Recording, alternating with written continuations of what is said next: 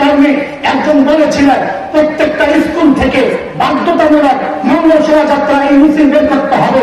আমরা স্পষ্ট জানায় দিতে চাই, সব জায়গায় মিটিং চলে না।